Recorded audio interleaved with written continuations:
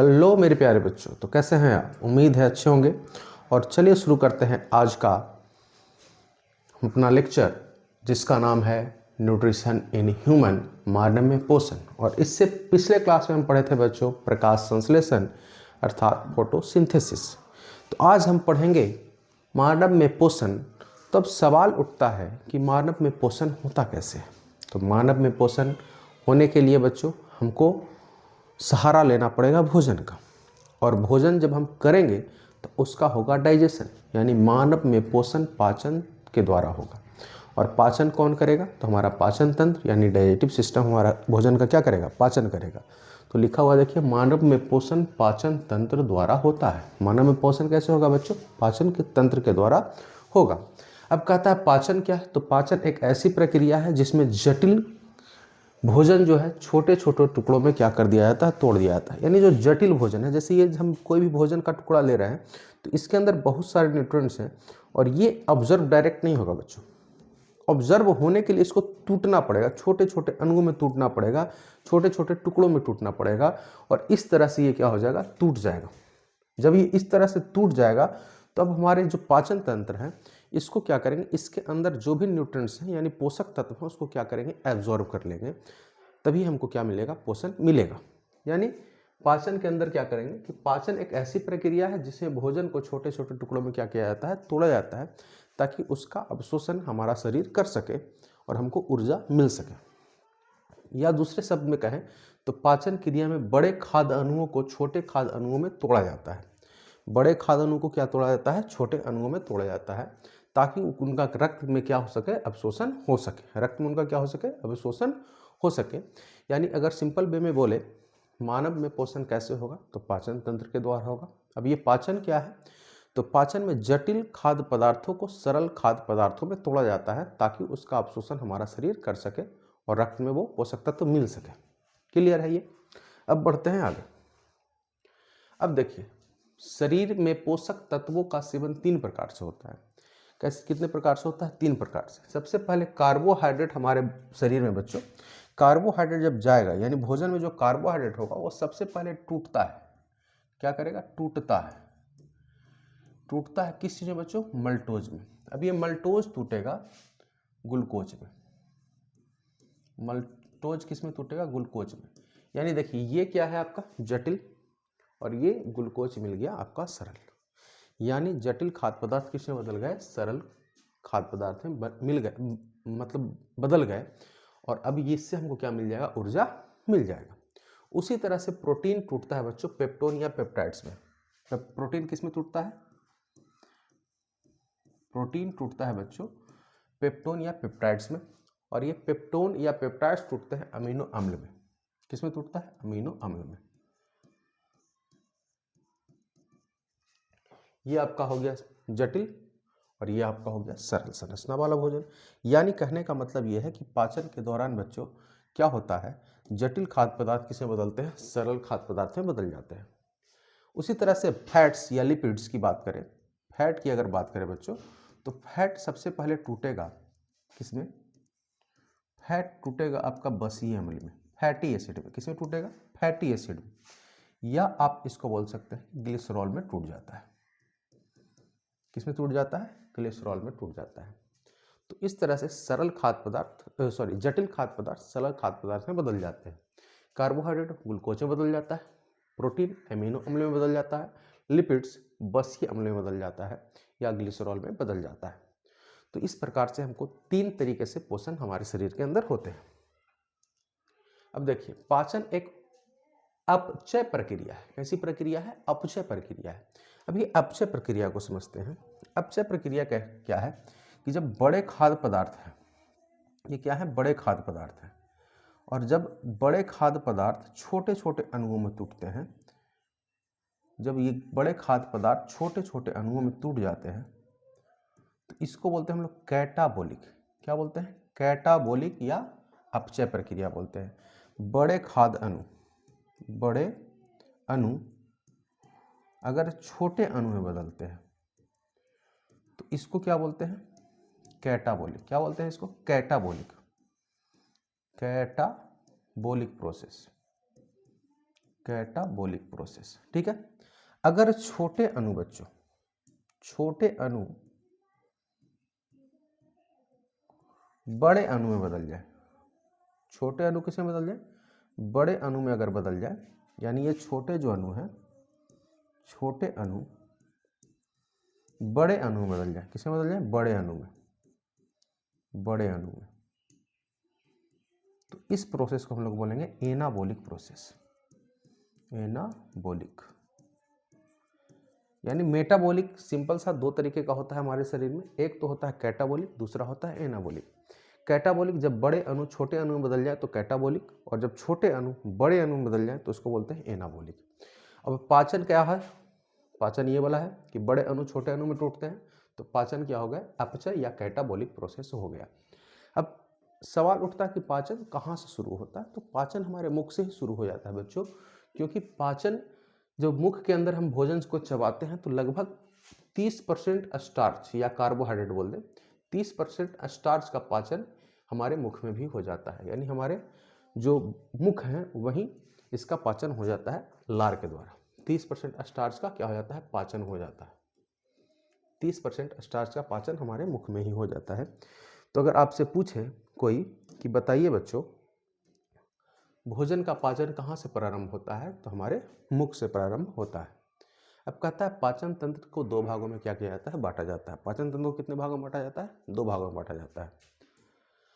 अब ये दो भाग क्या है, जरा इसको सीखते हैं। पहला आपका हो गया आहार नाल, क्या हो गया, आहार नाल, पहले का नाम है आहार नाल, आहार नाल, या इसको बोलते हैं एलिमेंट्री कैनल, क्या बोलेंगे, एलिमेंट्री कैनल। और जो आपका दूसरा हिस्सा हो गया वो ग्लैंड्स हो गया, पाचन ग्रंथि हो गया, क्या हो गया, पाचन ग्रंथि, पाचन ग्रंथि, डाइजेटिव, डाइजेटिव ग्लैंड। तो दो तरह के पाचन तंत्र में, पाचन तंत्र के दो हिस्से हो गए। पहले हिस्से का नाम है आपका आहार नाल और दूसरे का नाम है बच्चों आपका पाचन ग्रंथि। कोई दिक्कत नहीं, बढ़े आगे।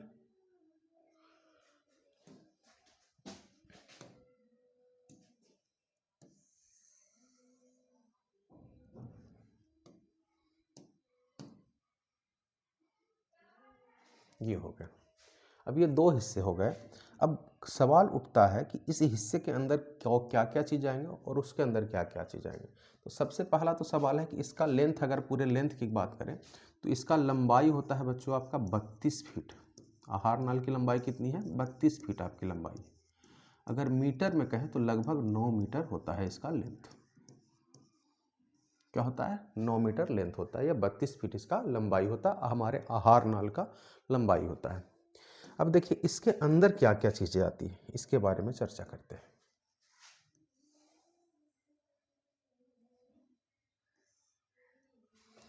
पहले का नाम है आपका बच्चों बक्कल कैविटी,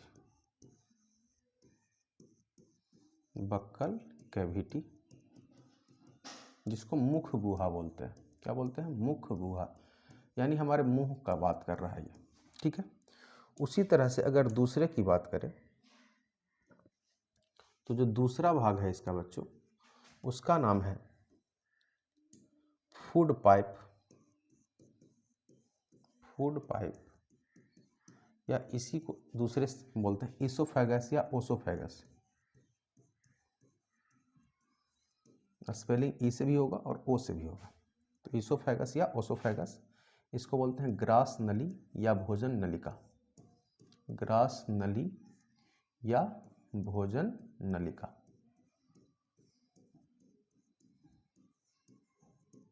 ठीक है।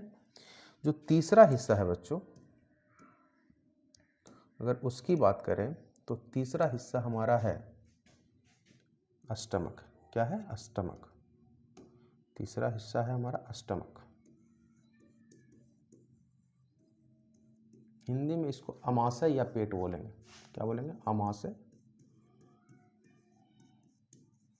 या इसी का दूसरा नाम हम दे देंगे पेट। ठीक है। और अगर बात करें अगला हिस्सा क्या है इसका, तो अगला हिस्सा है आपका बच्चों इंटेस्टाइन। क्या है? इंटेस्टाइन।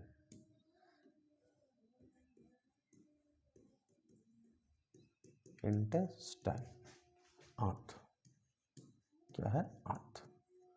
अब ये दो तरह के आंत हमारे अंदर है बच्चों, एक तो बड़ी आंत है, दूसरा क्या है? छोटी आंत है। बड़ी आंत और छोटी आंत। तो एक है स्मॉल इंटेस्टाइन। क्या है? Small intestine.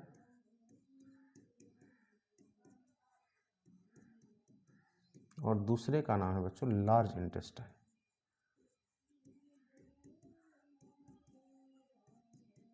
Large intestine. Hindi बोले तो बड़ी आंत और छोटी आंत। ये हो गया आपका छोटी आंत,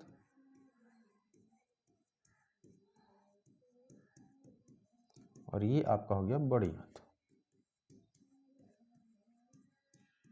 ठीक है। और इसी का एक हिस्सा है बच्चों एनस या मलद्वार। तो कितने हिस्से हम पढ़ेंगे बच्चों? 4 हिस्से इसके अंदर पढ़ेंगे। पहला बक्कल के बेटी पढ़ेंगे, और बक्कल के बेटी के भी 3 हिस्से हैं। एक तो आपका जीभ हो गया यानी टंग, दूसरा तीत हो गया यानी दांत, और तीसरा ओठ हो गया यानी लिप, और साथ ही साथ इसी मुख के अंदर एक ग्लैंड है सलाइवरी ग्लैंड। क्या है? Salivary gland. तो बक्कल के बेटी में ये सब पढ़ेंगे। दूसरा है ईसोफेगस, आहार नाल का भाग। तीसरा स्टमक है, पेट। और चौथा है आपका इंटेस्टाइन। ठीक उसी तरह से देखते हैं कि कौन कौन सा पाचन ग्रंथि हमको पढ़ना है।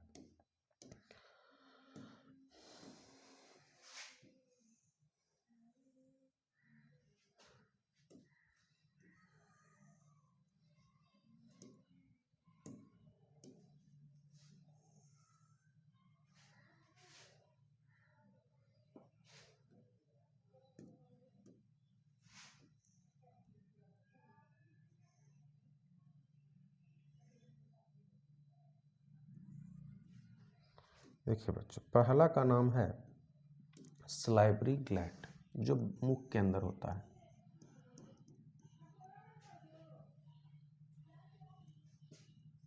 सलाइवरी ग्लैंड जो कहाँ होता है? मुख के अंदर। लारिये ग्रंथि। क्या नाम है इसका? लारिये ग्रंथि। ठीक है। दूसरे का नाम है बच्चों गैस्ट्रिक ग्लैंड। गैस्ट्रिक ग्लैंड यानी जठर ग्रंथि, और ये पेट के अंदर होता है। कहाँ होता है? जठर ग्रंथि, यानी ये हमारे पेट के अंदर होता है। तीसरे का नाम है बच्चों लीवर, इसको यकृत ही बोलते हैं, जिगर बोलते हैं, कलेजा भी बोलते हैं। आपका जो चौथा है उसका ग्लैंड का नाम है पैनक्रियाज, इसको अग्नाशय बोलते हैं। क्या बोलेंगे? अग्नाशय बोलेंगे। तो ये सारा पढ़ना है कि आहार नाल के अंदर buccal cavity, food pipe, stomach और इंटेस्टाइन पढ़ेंगे। आहार नाल की लंबाई कितनी हो गई? 32 फीट या 9 मीटर। उसी तरह से पाचन ग्रंथि के अंदर हम लोग क्या क्या पढ़ेंगे? Salivary gland, gastric gland, liver और पैनक्रियाज पढ़ेंगे। और जब ये पूरा पढ़ लेंगे बच्चों तो हमारा पाचन तंत्र क्या हो जाएगा? कंप्लीट हो जाएगा। कोई दिक्कत नहीं बच्चों, आप नोट कीजिए आराम से। एक एक चीज़ को कॉपी में लिखना है बच्चों, अगर आपको अपने एग्जाम में बेहतर करना है तो, क्योंकि सारे क्वेश्चन बच्चों हमारे ही कॉपी से आने वाले हैं। क्यों आने वाले हैं, कैसे आने वाले हैं, जब आप एग्जाम देके आएंगे तो आपको पता चलेगा। ठीक है बच्चों, बढ़ें आगे।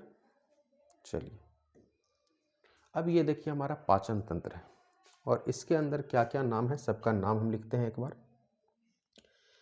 यहाँ पे देखिए बच्चों, इसी मुख के अंदर होते हैं 3 जोड़ी लार ग्रंथियाँ, और ये जोड़े में होते हैं बच्चों। किस में होते हैं? जोड़े में होते हैं।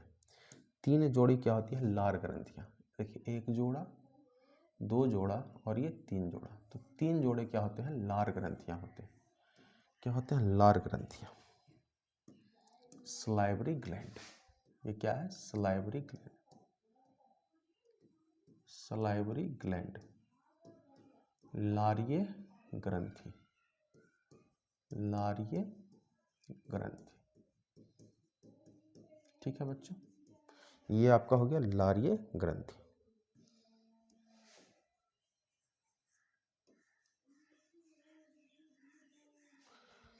ठीक, अगर बात करें इस पूरे की बात करें तो ये आपका बक्कल कैविटी हो गया। क्या हो गया? ये आपका बक्कल कैविटी यानी मुख गुहा हो गया आपका।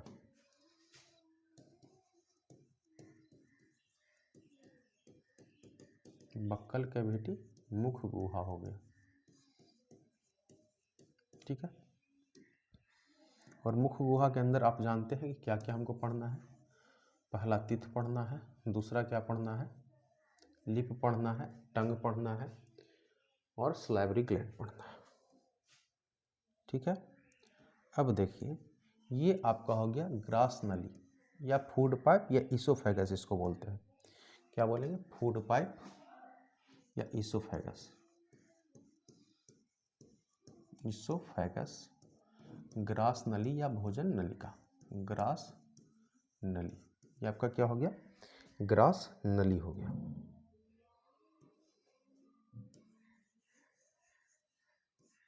डायग्राम भी बच्चों आप बनाएंगे तभी आप एग्जाम में बेहतर कर पाएंगे।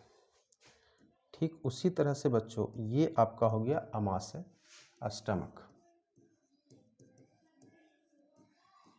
स्टमक, अमाशय या पेट, अमाशय या पेट इसको बोलते हैं।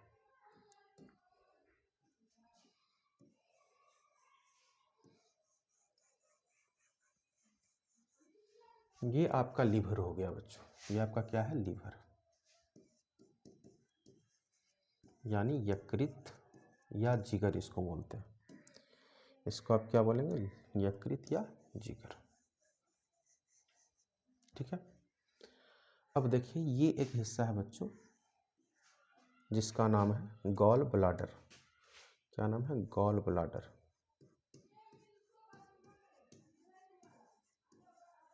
गॉल ब्लाडर यानी पित्ताशय इसको बोलते हैं। क्या बोलते हैं? पित्ताशय।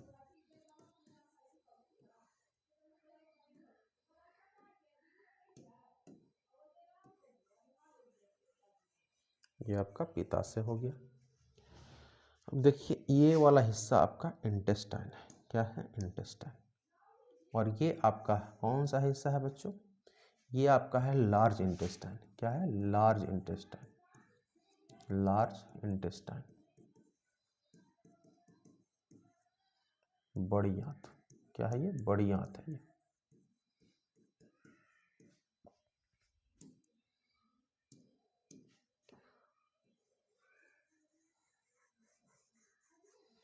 ये आपका है छोटी आंत। ये हिस्सा कौन है? छोटी आंत, स्मॉल इंटेस्टाइन है ये आपका है स्मॉल इंटेस्टाइन, छोटी आंत।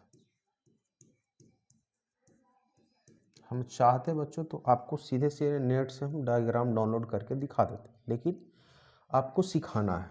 क्या करना है? सिखाना है। डायग्राम भी बनाना बहुत ज़रूरी है बच्चों, तो ज़रूरी है इसलिए हमने खुद से आपको बनाया है और सबका नाम भी आपको हमने लिख के दिखाया है। ये आपका एनस है, गुदा। आपको सबका नाम भी याद रखना जरूरी है। तो ये आपका डाइजेस्टिव सिस्टम का पूरा डायग्राम है बच्चों, जिसमें हम बक्कल कैविटी को दिखा दिए, सलाइवरी ग्लैंड को दिखा दिए, लीवर दिखा दिए, गॉल ब्लाडर दिखा दिए, इंटेस्टाइन को दिखा दिए, एनस दिखा दिए। अच्छा एक चीज छूट गया बच्चों, पैनक्रियाज। ये है आपका पैनक्रियाज, ये आपका है पैनक्रियाज, यहीं पे दिखा देते हैं। ये आपका पैनक्रियाज, अग्नाशय। ये क्या है आपका? अग्नाशय। कोई दिक्कत नहीं बच्चों, अब कुछ नहीं छूटा। सारे चीज़ों को हमने क्या किया है? इस डायग्राम में दिखाने का प्रयास किया है। तो डायग्राम अब बच्चों अपने हाथ से बनाएंगे, कॉपी में बनाएंगे, टाइम दे करके बनाएंगे और सीखेंगे। तो डायग्राम में कहीं कोई दिक्कत नहीं आपको आना चाहिए बच्चों। अब देखिए बात है कि बक्कल कैविटी क्या है, तो मुख गुहा है और ये मुंह का क्या है, खुला हुआ भाग है। क्या है, मुंह का खुला हुआ भाग है। और अगर मुंह का खुला हुआ भाग है बच्चों, तो इसके अंदर हम लोग क्या करेंगे, भोजन को लेंगे, यानी भोजन यहीं से लेंगे, यानी मुख के द्वारा ही पाचन का प्रारंभ होता है। मुख में ही पाचन का प्रारंभ होता है, पाचन का प्रारंभ होता है। 30% स्टार्च का पाचन होता है। कितना परसेंट, 30% स्टार्च का पाचन हो जाता है। कोई दिक्कत बच्चों नहीं, ठीक है। अगर आगे बात करें तो मुख बक्कल कैविटी का क्या काम है बच्चों, भोजन को पीसना और चबाना।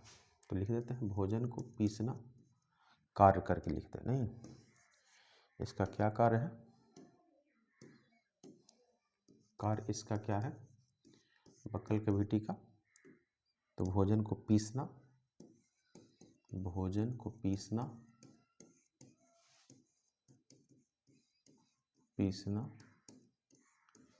चबाना तथा लार में मिलाना। अब देखिए चूंकि भोजन बहुत कम समय के लिए बच्चों होता है मुख के अंदर, इसलिए यहाँ पूरा तरह से पाचन नहीं हो पाता है। तो हम क्या लिखेंगे, मुख में भोजन बहुत ही कम समय के लिए होता है, बहुत ही कम समय के लिए होता है,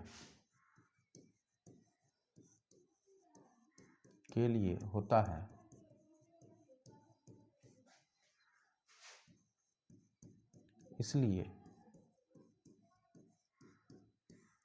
यहाँ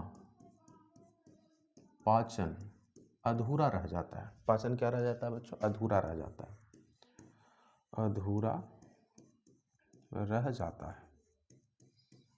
पाचन क्या रह जाता है, अधूरा रह जाता है, क्योंकि बहुत कम समय के लिए होता है। ठीक है, 30% स्टार्च का यहाँ क्या हो जाता है, पाचन हो जाता है, नहीं। और देखिए मुख के भोजन को क्या बोलते हैं बच्चों, बोलस। क्या बोलते हैं, तो नोट दे के लिख लेंगे बोलस के बारे में। बोलस के बारे में क्या लिखेंगे, मुख का भोजन, मुख में अनपचा भोजन, मुख का भोजन है ये, मुख का क्या, आंशिक पचा, मुख का आंशिक पचा भोजन, मुख का क्या है, ये आंशिक पचा हुआ भोजन है। तो बोलस आप याद रखें कि बोलस क्या है, बोलस मुख में जो भोजन होता है उसको क्या बोलते हैं, बोलस बोलते हैं। क्या बोलते हैं, बोलस बोलते हैं। या मुख का आंशिक पचा हुआ भोजन क्या होता है, बोलस कहलाता है। ठीक इसी तरह से पेट के अंदर जो आंशिक पचा भोजन होता है उसको काइम कहते हैं। ठीक है, मुख के कितने हिस्से होते हैं बच्चों, 3 हिस्से होते हैं। तो लिख देंगे मुख गुहा के 3 भाग होते हैं। कितने भाग होते हैं, 3 भाग होते हैं, 3 भाग होते हैं। पहले का नाम आपको पता है, तित्थ। क्या नाम है, तित्थ अर्थात दांत। ठीक है, दूसरे का नाम है बच्चों टंग अर्थात जीभ। ठीक है, तीसरे का नाम है लिप अर्थात ओठ। ठीक है, तो इन सब चीज़ों को पढ़ेंगे हम, लेकिन अगले लेक्चर में। तब तक के लिए धन्यवाद। जय हिंद, जय भारत।